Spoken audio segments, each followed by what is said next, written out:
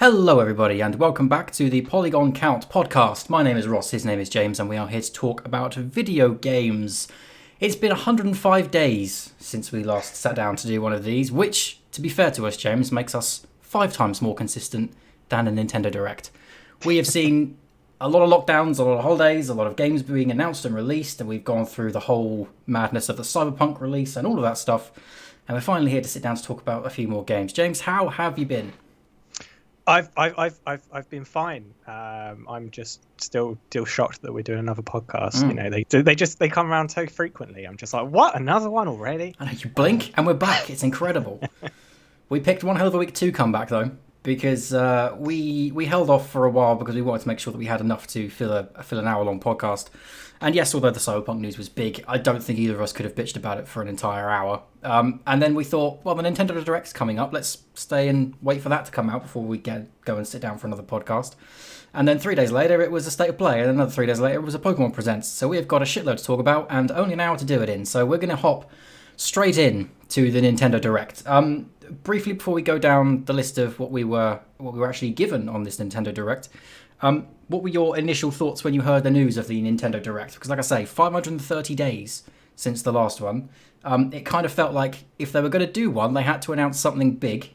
And with the Legend of Zelda as well this year having its anniversary, I kind of felt like we were going to be blessed with another piece of information or maybe even a trailer for Breath of the Wild 2. But what were your expectations going in? I was ready to bet my house on Breath of the Wild 2 announcement stuff. I was like, okay, they're going to say release spring 2022. We'll get a little trailer and go, oh, here we go. Here's some cool stuff. And then other Zelda 35 announcement stuff. I was expecting a lot of Zelda. I was kind of hoping for a lot. I wanted them to shower with me with Link stuff. And then also a lot of the other anniversaries that are this year, like Metroid and your beloved Kid Icarus and all of F-Zero, all these things that have got anniversaries. I was expecting it to be just, hey, here's this thing we made these years ago. Here's another thing, and here's another thing. But it was a whole lot of none of that, apart from the smallest of Zelda news. Yeah, I was surprised we got as little Zelda news as we actually did in this Direct, but we'll get to that in just a moment. Let's start with how the Direct kicked off with the announcement of Pyra from Xenoblade Chronicles 2 joining the Smash series. I don't know about you, I have only recently bought Smash and haven't actually sat down to play it yet, but I know you are a much bigger fan of Smash. I kind of feel like with these DLC fighters, they have sprinkled in so many third-party / other console mascots like Sephiroth and Banjo-Kazooie, etc., that whenever there is even the sniff of an announcement for a Smash character, I get really excited and start fan booking all my potential Smash entrants, and then get a little disappointed when it's inevitably another Nintendo character. I don't know a lot about Pyra. I'm not sure you're a big Xenoblade fan yourself, but was Pyra what you were hoping for, or were you pitching a little higher like Rayman or Crash or something? No, not even in the slightest did I expect or want Pyra. I don't know, it's getting to that. It's like everyone was like, oh, we don't want more Fire Emblem characters because they're all very samey, and it's just another anime-esque character with a sword, and it's just like, okay, so we're gonna go for another similar character, but not technically the same as the others. I don't know. There seems to be too many of like similar characters that they do for this, and I was hoping that with Minecraft and Sephiroth is obviously anime sword guy, but with the Arms character, I was hoping for something a bit more different and a bit more exciting. And yeah, Crash is probably one of the ones that I was kind of hoping for because it is very different. It's kind of another one that's come back in over the past couple of years with all the remakes and the new iteration of the franchise. I just think it would be a cool one to put in and good to like branch the series out. But no, we got another sword character that I'm probably not going to use ever. Even if I did have it, I would be like, maybe not. But yeah. At least it was 2 characters in one is the only sort of thing I'm like, okay, that's cool. Yeah, I mean, Pyra strikes me as one of those kind of characters that I'd use to train my fighter on. But, when in doubt, announce a Fire Emblem, Xenoblade or Dragon Quest character for Smash. So the next one that was, the next big reveal of the Nintendo Direct was Knockout City. Now, I wanted to talk about Knockout City for a couple of reasons. The first was because it appeared in both the Nintendo Direct and the State of Play. But primarily, I wanted to ask, did this come out at the right time? Because to me, and for everyone I've asked about this game, they all come back with the same opinion. To me, it looks like quite a good game and a nice concept, but ultimately, I kind of feel like I've been burned out on Fall Guys and Among Us and Fortnite and all of these kinds of big games that are just absolutely dominating the scene, that are just easy pick up and play community kind of games. Has Knockout City come out at the right time? Because I feel like it should have come out about 5 years ago. Yeah, no, I agree. It does feel like it's coming into a bit more of a saturated market. And there's that Roller Champions, which is like a roller derby game, which kind of looks like the same sort of style. It's like it's a cartoony, and it's big group online, and you'll just mess around with like a type of sport. And yeah, it just feels like there's a bit too many, and it would have done so much better had it been a few years ago, or maybe it just lacks something that makes me go, oh, that looks really cool, I want to try it. It looks like it'd be a game that I'm like, oh, I'll try it, I'll give it a few games, but it doesn't really grab me and entice me to go, I want to play this now. It strikes me as though it's a game that will probably come out on PS Plus for free for PS Plus users, in the same way that Fall Guys did. And then it will kind of, I suspect it will kind of be judged on its success on those kinds of free platforms, because I don't know anyone yet who's willing to put money down on Knockout City, which I think is a real shame, because I think it looks really good fun, but I just can't bring myself to play it when I got Fall Guys instead, or, I don't know what a Fortnite player or, an Among Us player, I don't know what's going to drag them away from that in favour of Knockout City, which is a shame, but I just feel like it's, a few years too late. If this came out when Overwatch was big, I feel like it would have had a really good shot, but right now I just feel like that's on a hiding to nothing. And I've looked around on a couple of review YouTube channels like Eurogamer, and the amount of views that the videos on Knockout City are getting are pretty low. So I don't know if that's an accurate way to read the room, but to me it feels like there's not a lot of excitement right now for Knockout City, which I think would be a crying shame. But hopefully they can turn that around in the rest of their marketing. But speaking of which, Fall Guys announced for the Switch. I know you're a bigger fan of Fall Guys than I am. I kind of got my crown and went, yep, that's me done, dusted my hands and walked away. Excited for it on the Switch. I kind of feel like it's a good home for it, Fall Guys. Yeah, I think it's a natural place for it to go, because it does feel more of like a game that you just want to have, like, you take it with you and go to a group of friends. They're like, hey, let's all load in and play some Fall Guys together. But yeah, I mean, I wasn't particularly ecstatic about it. I still think Fall Guys has got a lot of stuff that the potential it can reach. But I think it's cool for the Switch. I think it's a good place to go. And I mean, Fall Guys has surged in popularity, and obviously people on the Switch and on the Xbox as well, and no doubt buzzing to finally be able to play it with people who couldn't. Yeah, I think stylistically it belongs on the Switch. As soon as I saw it announced, I was like, oh yeah, well that makes sense.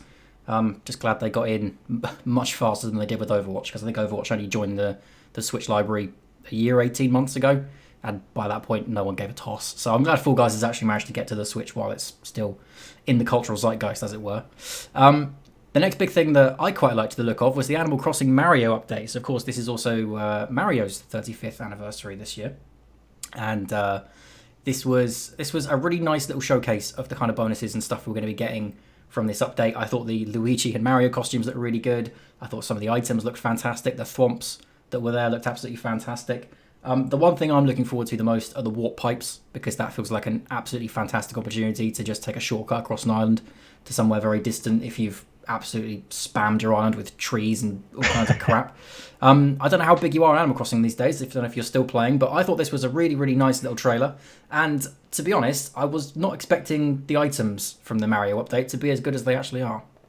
No, I thought it was super cute. I haven't really played it that much for a few months, but definitely going to go and download them, because they are such a cool system. I really like the pipes, as you said, but what I'm excited to see is how people are going to use them on their islands, and see if people are going to try and recreate Mario levels. And you could have islands that you go to, and it's just like, hey, look, here's some cool platforming-esque games that you already get, but they're going to use the warp pipes and just make it a bit more gimmicky and a bit more exciting to go through. But no, I think they're really cool. I'm hoping that other sort of Nintendo franchises get similar items. They did experiment with similar items in a New Leaf, where they had like Nintendo IP stuff with items. So I'm hoping that we might get some more stuff over the year, like Metroid and Zelda, in a similar vein. Yeah, they did also announce maybe a day or two after a new pack of amiibos that include a couple of characters that weren't included from the offset in New Horizons. I can't think of the overarching theme of it, but it includes like Hello Kitty items and stuff like that and associated franchises. But for the life of me, I can't remember who owns those franchises, so I couldn't tell you what the pack's called. But yeah, they're coming out as well with a couple of new characters. So I was a little frustrated with this particular Animal Crossing in that it cut so much out so that it could pad out the next couple of years through updates. But to be fair, they do keep the game fresh, and it is interesting to go back to it and pick up some of these new updates. And certainly the Mario one, I think, will attract quite a lot of people back. Speaking of Mario, though, Mario Golf Super Rush was announced. I can't actually remember the last time we got a Mario Golf game. I'll have to look it up in a second. But Mario Tennis has had a lot of love in the past couple of years. It got a Wii U release, it got a Nintendo Switch release. But Mario Golf has been out of the picture for a lot longer. I know you were as excited as I was when this trailer started. What's your history with Mario Golf and Mario Sports titles, and what's your expectation for Mario Golf Super Rush? So the last one I played was the Game Boy one. I think there was one on the DS, which I didn't play, but I bloody loved it on the Game Boy. It was such a cool story that you had, because obviously you go around as like a character that they made for you, and you got to experience a story in golf where you have your favorite Mario characters competing with you in a whole golf-based story, which was incredible. And I had a hankering. Oddly, I had a hankering over the past couple of months before this. Again, I really want a golf-based story game again, and I was looking into getting Golf Story, and then obviously this dropped. I was like, oh boy. So someone's been eavesdropping on my thoughts. But no, I'm super excited for it. I think it was my highlight of the direct, which I never thought I would say that a Mario Golf game is the highlight. But I haven't really played any other sports games. But I used to be a very big golf fan, and so this one's right up my alley. In golf in the real world, that is. But yeah, and it's a story again that I'm super excited for, because I want to see how that translates and see what they go and what's going to happen. I'm a little annoyed it's a me character and not a predefined made one, because I don't like the look of my me. It looks terrible and doesn't look like me, despite what it says, me. But yeah, and it's the multiplayer thing that I think is probably the standout of just having a wacky game of golf with 4 random people using items to mess with each other and just trying to get that ball in the hole the quickest and on the least amount of shots. I don't know how much of a golfer you are, but can't say I'm a big fan of golf as a sport. I love the concept of the Mario sports games, but I've not played a lot of them. I can't even remember the last one I played, actually. I know I've played at least one, but it was so long ago, I can't even tell you which one. I have just done a quick Google. 2014 on the 3DS was the last Mario Golf game, so it's been 7 years. Long overdue a revival. But I thought, up until this point in the Direct, I thought the highlight of this Direct was not only Mario Golf, but Wario's amazing golf pants. He looked so fucking fantastic in that trailer. And the cowboy hat. He's got a lot of style. I mean, say what you want about golf players, but my God, they got the attire. So Mario Golf, like I say, incredibly long overdue. It was really, really great to see that back. And at that point, I thought, right, I can understand why they've done this now. I can understand why they've put together this Direct, because this was pretty big news, all things considered. But there were still 2 big heavy hitters left on this Direct. So the next one was the Legend of Zelda announcement. So first of all, we got the news that we wouldn't be seeing a Breath of the Wild 2 trailer, which I think caught most of us by surprise, because it kind of felt like, to justify the Direct, Breath of the Wild 2 would have to be featured somewhere, but nonetheless, they were pretty adamant we'd be getting information and some trailers near the end of the year, but nothing this time around. What we did get, though, James, was a Skyward Sword remake. Now, you are a much, much, much bigger fan of Legend of Zelda than I am. I've played maybe 4 or 5 entries. The one Legend of Zelda game that I don't hear anything about these days is Skyward Sword. So, explain to me, is there considerable hype around this particular remake among the community, or is this just one that they hadn't gotten around to remaking, because it feels like they've done most of the heavy hitters at this point? For some reason, there's an unjustifiable dislike of Skyward Sword. I don't get it. A lot of people don't really like it. And a lot of people were going, I don't want this. Where's my Twilight Princess? Where's my Wind Maker for the Switch? I don't get. I liked Skyward Sword. I preferred Skyward Sword to I did Twilight Princess. I thought it had a cuter art style. I thought it had some cooler gimmicks than what Twilight Princess did.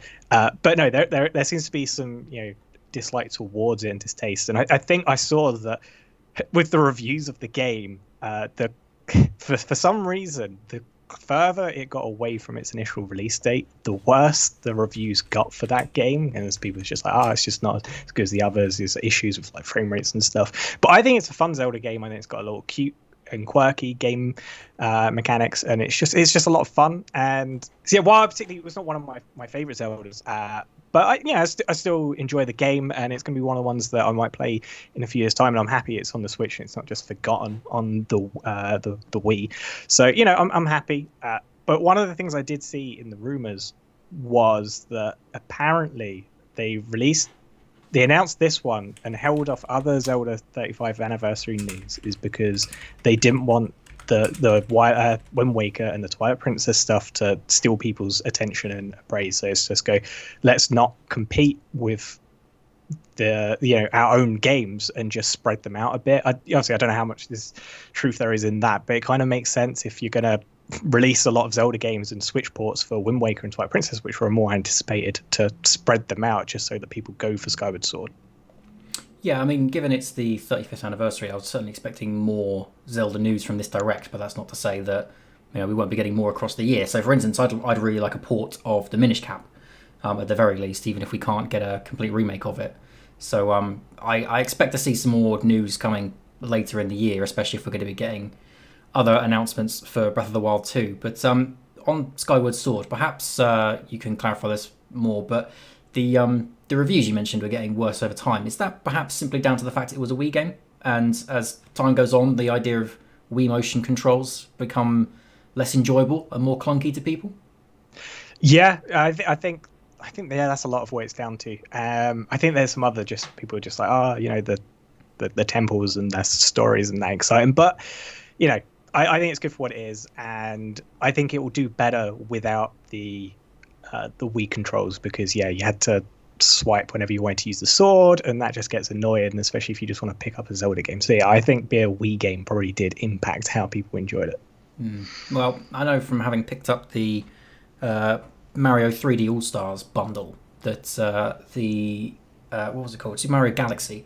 That one still requires you to use a Joy-Con like a Wii remote. I'd like to think that Skyward Sword being a full-scale remake rather than a straight port, which is what that was, Galaxy, I'd like to think they will factor in people's general distaste in motion controls these days. It's certainly not out of vogue, but it's certainly not as in vogue as it was in 2008. So yeah, hopefully they've made some kind of allowance for people who don't want to stand there with a Joy-Con in their hand. I think they said that there's going to be an option to turn it off. Okay. And so you can have it where you just use the controller so you use like your right thumbstick as the one that you'd use to swipe, and then whatever angle you aim that would be the way the sword swipes. I think that's the plan, is to sort of give you the option to play it like a Wii if you're crazy, or play it like a normal person and just use a controller. Well, accessibility seems to be the name of the game with Skyward Sword. Like I say, Wii games, not all Wii games have aged well. I can say from having played Wii games for videos recently, they are not what you remember them to be. So, Baby Mama, best game ever, right? Oh, good grief. Just as bad as the Wacky Races Wii game I played. That was horrific. But yeah, Skyward Sword remake, I think, like I say, if it's the first of many, I think it's a good start. If we get to the end of 2021 and this was the big headline news from its 35th anniversary, I think we'd be a little disappointed. But we'll keep our fingers crossed there's more to come. Like I say, I'm still hoping for some kind of Minish Cap port because that's been stranded on the Game Boy Advance for quite a while now. It would be nice to have that more accessible. So, of course, the big final news from the Nintendo Direct was the announcement of Splatoon 3. Now, Splatoon is shamefully a series that I still haven't gotten around to playing, and I kind of feel like I really should.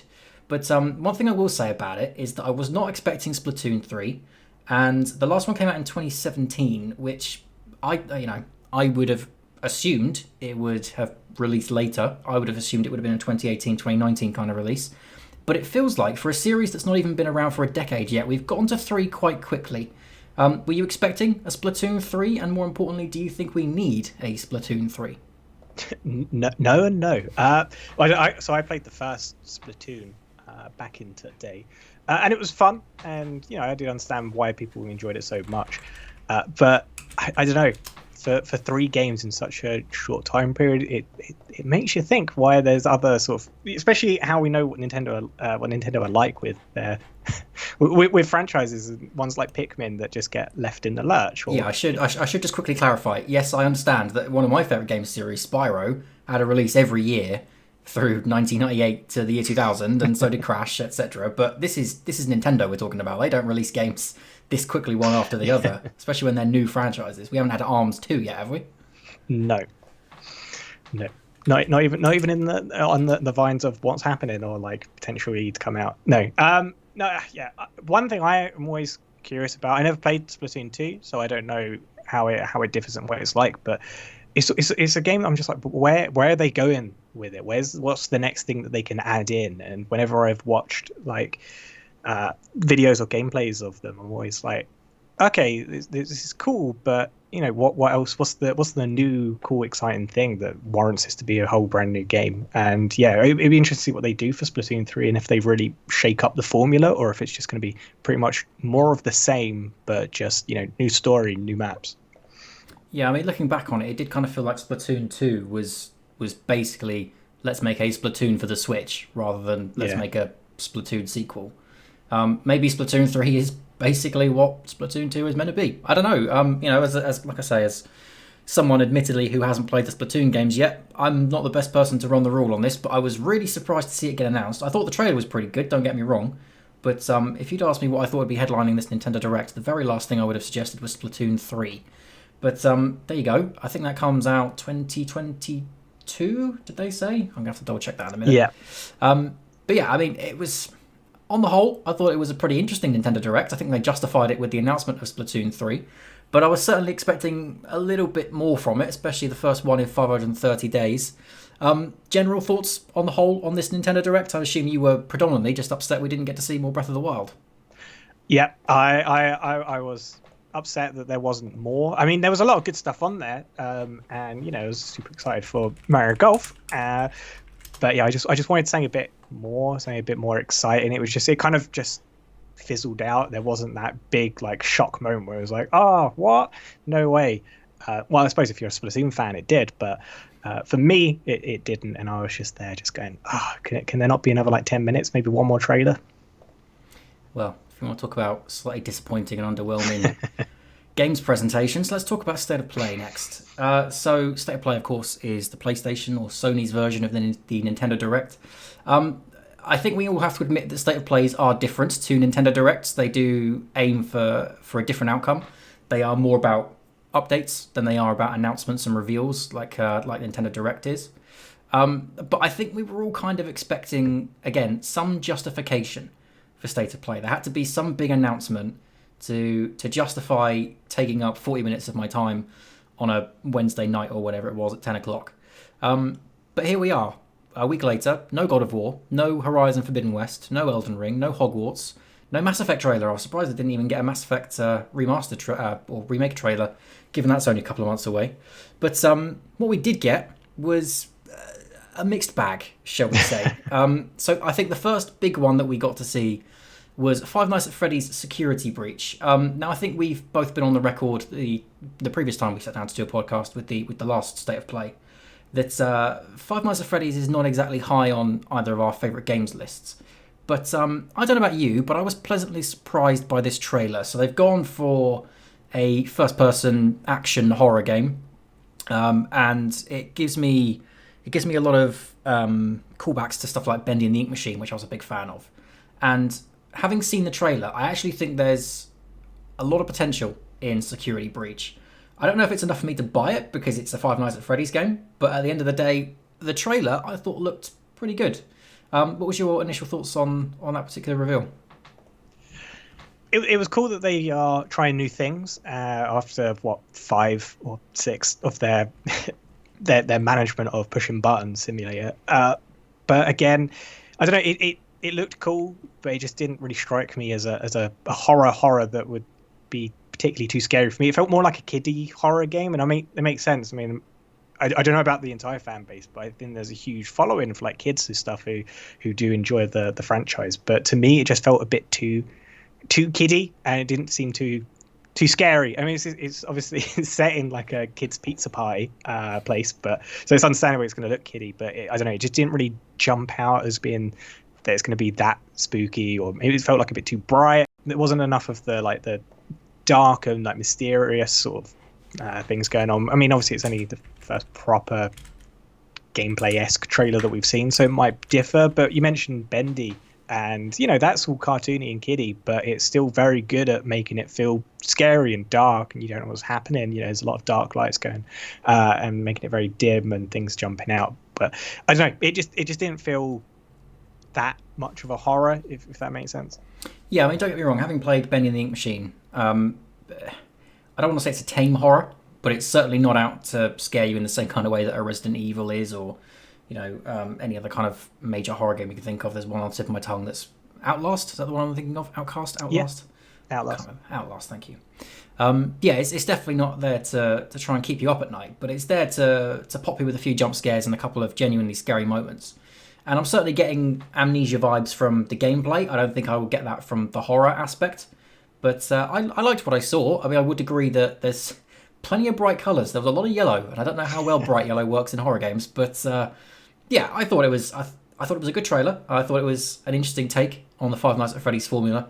But yeah, I would agree with you. If you're in for horror, then probably wait for Resident Evil. This probably isn't the horror game you're looking for. So how about Sifu, which I think we all read as STFU when the letters first popped up on screen. I think our reaction was basically identical. The first thing was, I hope to God they're not about to play dodgeball. And the second was, this actually looks relatively interesting. The art style was one thing, but it was a very surrealist trailer with the main protagonist aging as he was fighting. And the feeling I was getting was that perhaps he's in one room aging in real time, but projecting an image of himself fighting in other areas. That seemed to be what the trailer was suggesting. But what was your initial thoughts on the Sifu trailer?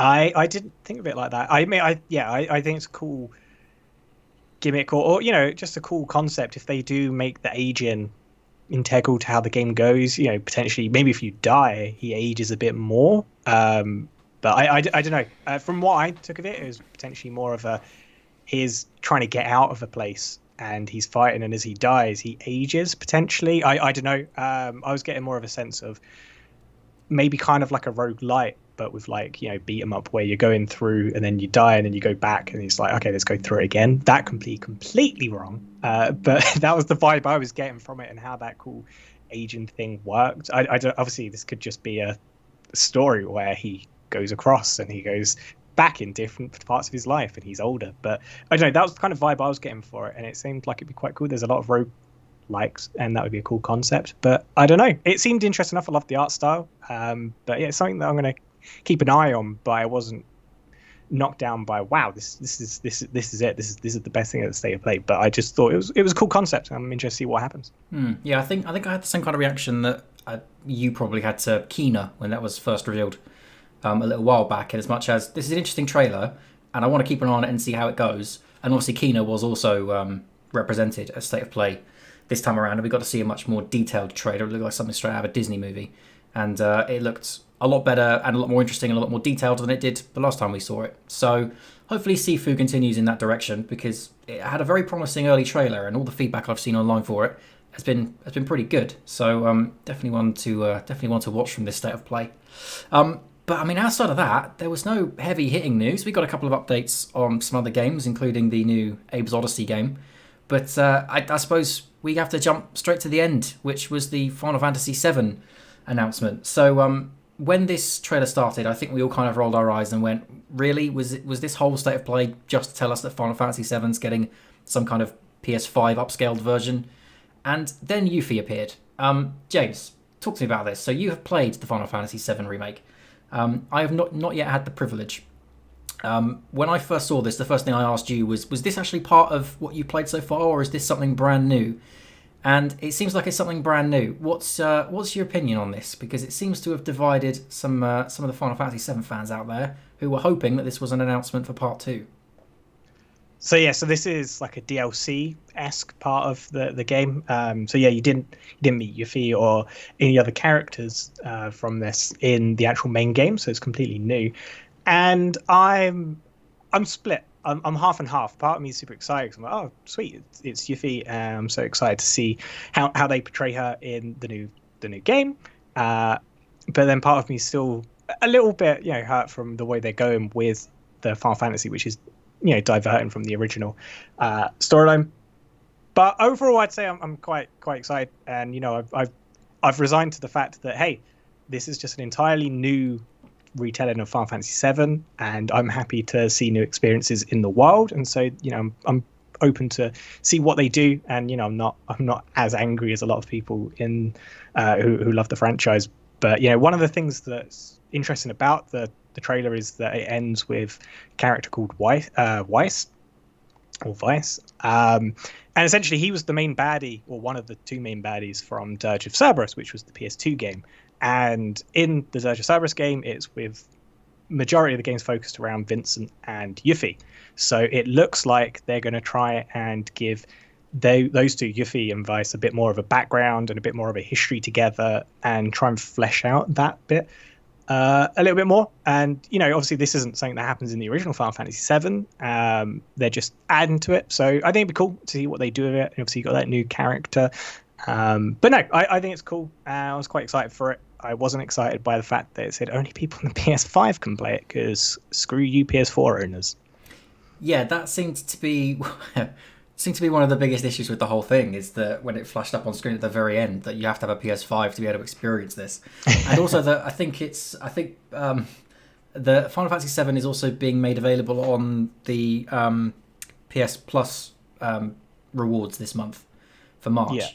And even if you download that, you can't then transfer your save data over to a PS5 version, because you can't upgrade the version you get off PS Plus to PS5.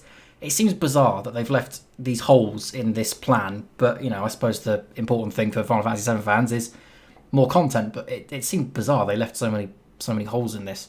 But on the back of Final Fantasy VII, while everyone was still trying to figure out what the hell they just saw in that trailer, you picked up that they also announced some mobile games that you're potentially more excited to be playing than this Yuffie episode.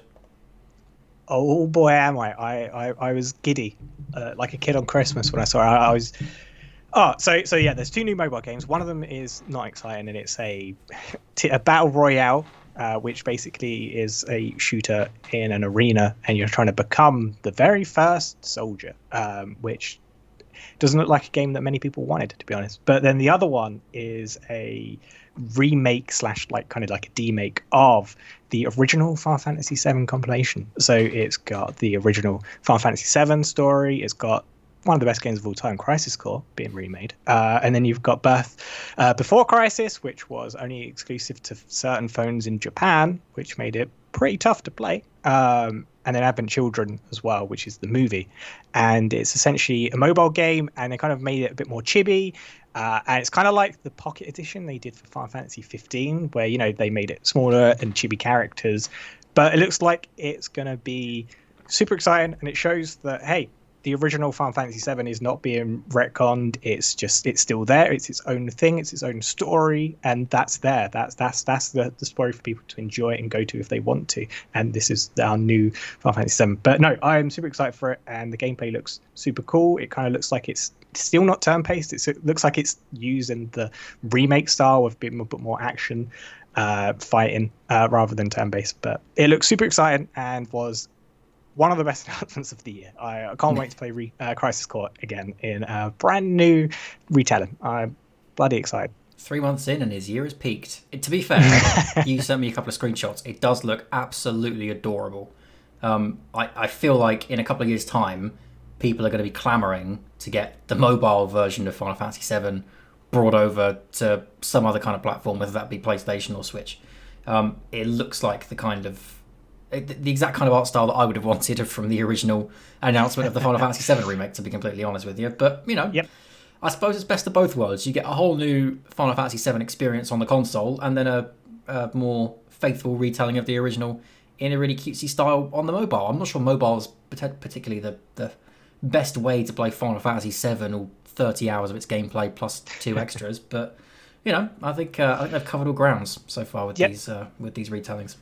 No, I'm pretty excited for it, and I think with the Pocket Edition, they did release it later on to, the consoles, the Switch and the Xbox at least did get a version of it a couple of years after it was released. So eventually it could be on the consoles, but no, I'm super excited for it, and I just want it to be 2022 already, so that I can bloody play it already. Well, I hope you enjoyed the Final Fantasy VII Yuffie episode announcement, because that was where State of Play ended, and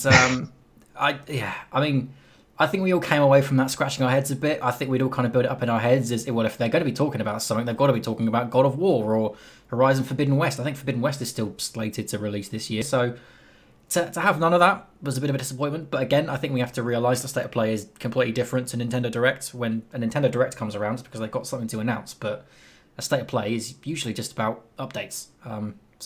We've got plenty of those, so can't really complain. But for me, the highlight of the week and of all the information that we saw was, of course, the Pokemon Presents. So it has just been the 25th anniversary of the Pokemon franchise, being celebrated throughout the rest of the year, of course. And we got 3 game trailers revealed in the Pokemon Presents. So before we get to the bits that tantalised me the most, let's talk about new Pokemon Snap. I was never the biggest fan of Pokemon Snap. I've played a little bit of it, appreciatively not enough of it to draw a full opinion, but certainly what I did play, I didn't find completely enthralling. I think it's one of those games you have to grow up with to really connect with. But I can't deny that new Pokemon Snap does look very, very good, both aesthetically and in terms of its gameplay. Of course, you did grow up with new Pokemon Snap, and you were incredibly excited to hear that a new one was being made. What's your thoughts on this game as we slowly approach its release window, which is, as of now, only about 6 weeks away? It looks absolutely beautiful. It's everything that I wanted it to be. It looks like it's carry along the trend of the original, and it's just going to be more updated, cooler environments. It's not going to have every Pokemon, but it looks like there's going to be a lot, and it's spread across generations. Part of me was worried that they was just going to go, here's the original Pokemon Snap but new graphics, but no, they've made a whole brand new game and a whole new story. So it'd be cool. One of the things that I loved about the original was that you interacted with the environment. So one of the examples that a lot of people use is that there's a Charmander walk in, and then you can throw one of the fruit at it, knock it into the lava, and then it jumps out evolved into a Charmeleon. You knock it in again, it evolves as Charizard, and so you can take different pictures like that. So I'm hoping that kind of thing comes through into this game, and it kind of does seem like it will, because it showed you the different types of pictures you can take of the Pokemon. So it's like, hey, here's 4 different type styles or poses that you need to capture them doing. So it kind of looks like you're going to have a lot of interactive nature with the game, and just trying to play around with things, see what happens, experiment with it. And which is one of the cooler things about the game, is just going, if I do this, will something happen? Oh yeah, it did. So I'm super excited for it, and I can't wait. Is this one of the games you'll be buying when it releases, or is this something you have to wait a little longer for? Because I feel like you've been talking to me about Pokemon Snap for many, many years. I wanted it on the Wii U. I didn't understand why they didn't make it for the Wii U, because it was the perfect console for it. But I'm getting it as soon as it comes out, and we'll potentially book in the day off just to play it, because I can't wait. I wanna be on the top of those shared images that you can get. I want to get all of those likes for my basic picture of a Squirtle, just because I was the first one to do it. And they're like, oh look, it's a Squirtle, I like that. I want to be that guy. Well, some dreams cannot be denied, my friend. I have absolutely no doubt that new Pokemon Snap is going to be an excellent game when it does release. I will probably get around to it eventually, but someone didn't grow up with it. It's one of those, I go, there's a lot of Pokemon fans out there, they're going to love this, but I'd rather have Pokemon Picross, please. What we did get, though, which will appease all the fans in the Pokemon fan base, are finally the announcements for remasters, or remakes, I should say, of the 4th generation of Pokemon Diamond and Pearl. They have given them typically horrific, stupid remake names in Brilliant Diamond and Shining Pearl. I think Shining Pearl is okay, but Brilliant Diamond is really annoying to have to keep saying. These ones, however, not developed by Game Freak. These are developed by Ilka, who you may know from previous titles such as Code Vein, Nier Automata, and Dragon Quest XI. They were not the sole developers of them, but they did work on them. So I think they've got a great track record. There was a lot of people I saw immediately very concerned that Game Freak were not the ones working on these remakes. But I think, from where I sit, it's a really good thing for the Pokemon franchise and for Game Freak in particular not to be spreading themselves too thin, because they've been doing that for years, and it's been very apparent in the games that we've been getting that they have just been working on too many projects at once. So I'm quite happy to see Ilka responsible for Brilliant Diamond and Shining Pearl. We'll get to my views on some of the finer details in just a moment, but initially, your thoughts, James, on Brilliant Diamond and Shining Pearl? It was a bit meh. I don't know. The art style doesn't really do it for me particularly. But I'm happy that Gen 4 got remade, and it's probably a game that I'm gonna buy when it's released. But I don't know. I kind of preferred the remake style for ORAS, and it was a bit more fleshed out characters and a bit bigger. I was more hoping that the Diamond and Pearl. I don't know why they didn't go flawless Diamond. I don't know. That sounds a bit better. But anyway, so I was hoping more for like a Sword and Shield style game where it's big and open. You could keep the gameplay mechanics of the original. Don't have the Pokemon shop, just have them jump out and grass, but using the same engine just to make it look in line with the same generation that we're currently at. I think would have been is what I was hoping for. And I was kind of taken a bit back by it being a bit chibi. And I don't know, it doesn't look as sort of polished as other chibi remakes I've seen of like older, GBA/DS games. I mean, you got Link's Awakening and Story of Seas and Friends of Mineral Town, which, granted they were both Game Boy games, so, older than the Diamond and Pearl on the DS.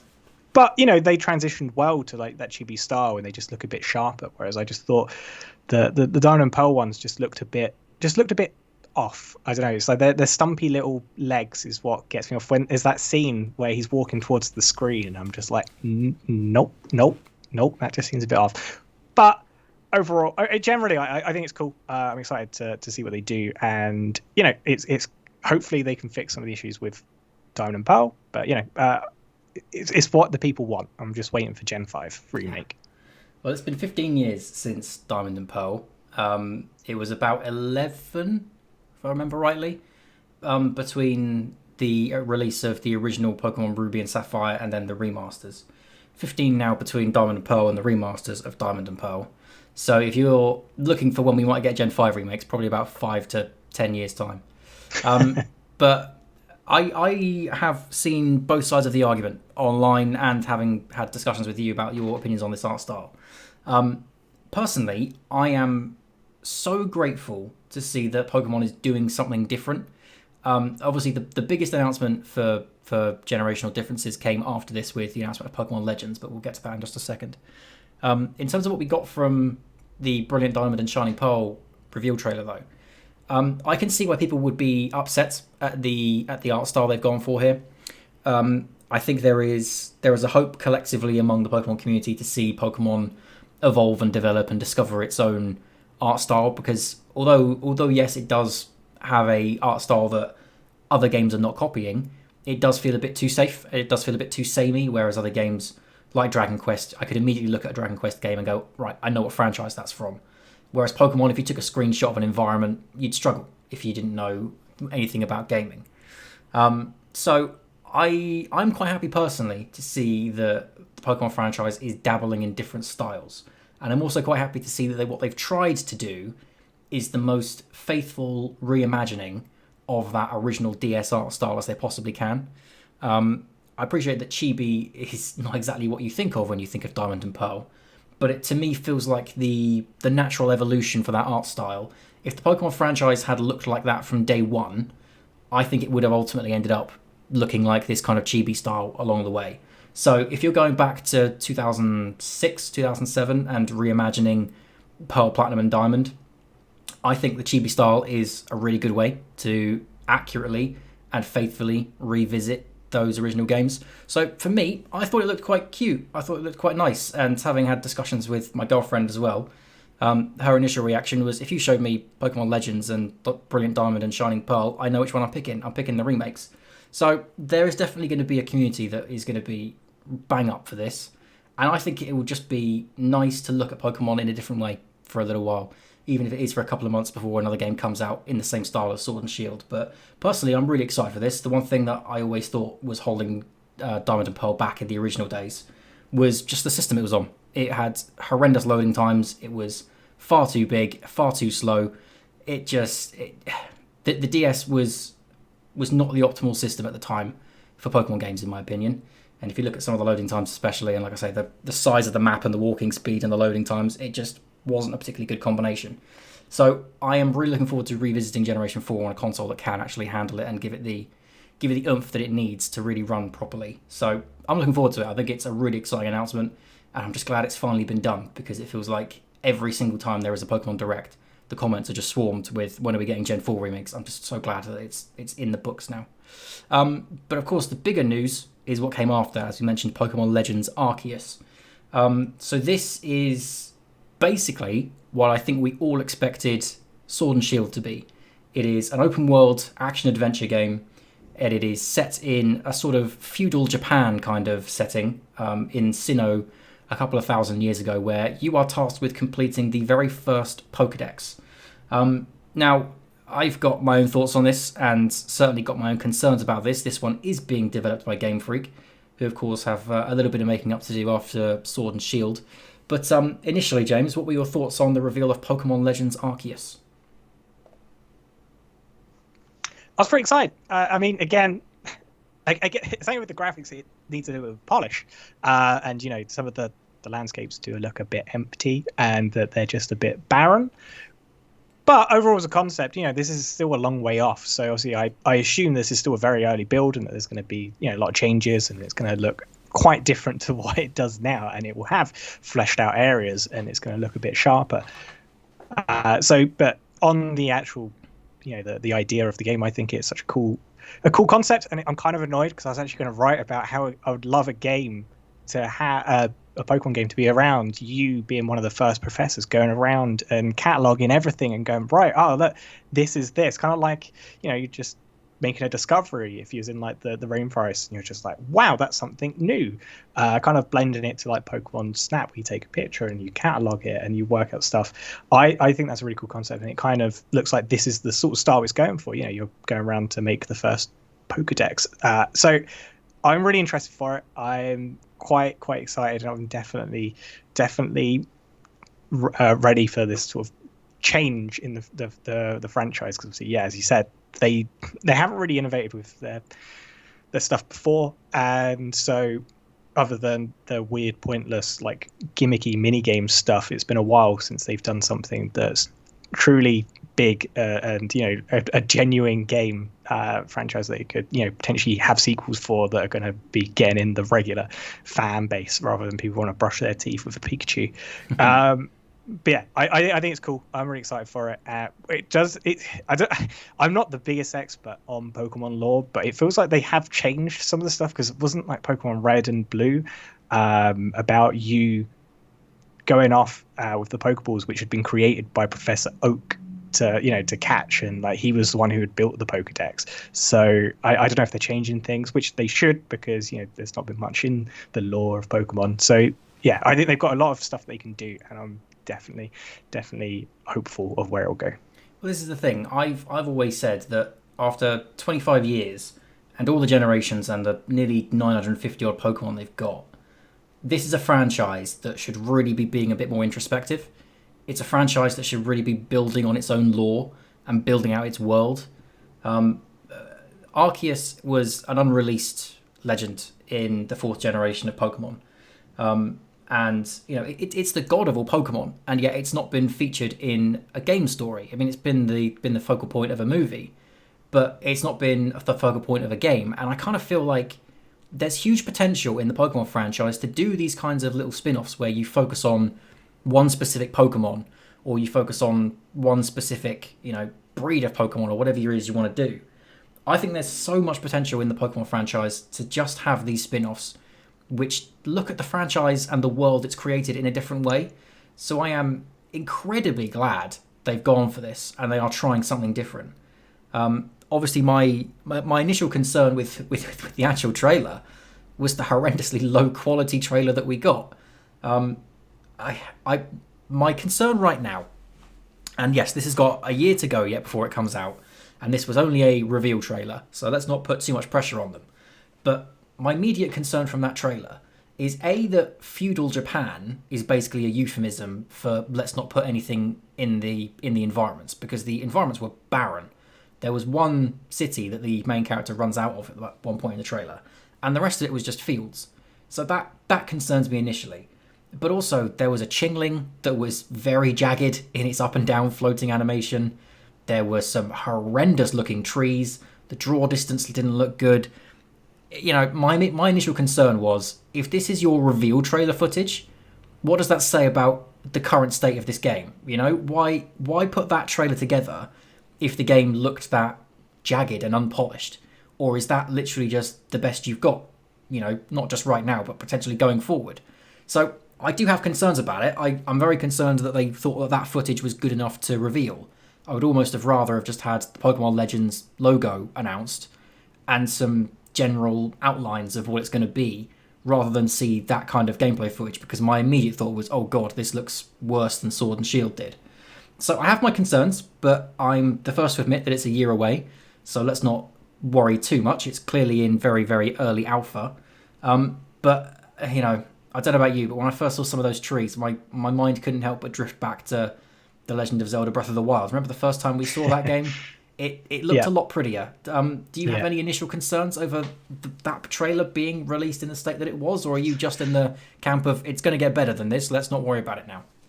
I'm definitely in the camp of things will get better. I mean, even if it wasn't planned to, even if they were, you know, sitting around the office and going, yeah, this is, you know, roughly where we want it to be and what it to look like as around launch. I think what they've seen potentially with people online, and making the comparisons of the graphics and comparing it with Breath, because this is essentially the Pokemon Breath of the Wild that people wanted. You know, I saw someone do some of the shots from that trailer and the shots from the Breath of the Wild initial trailer, and they're very similar in the sort of style that they're going for. So they've clearly taken a lot of inspiration.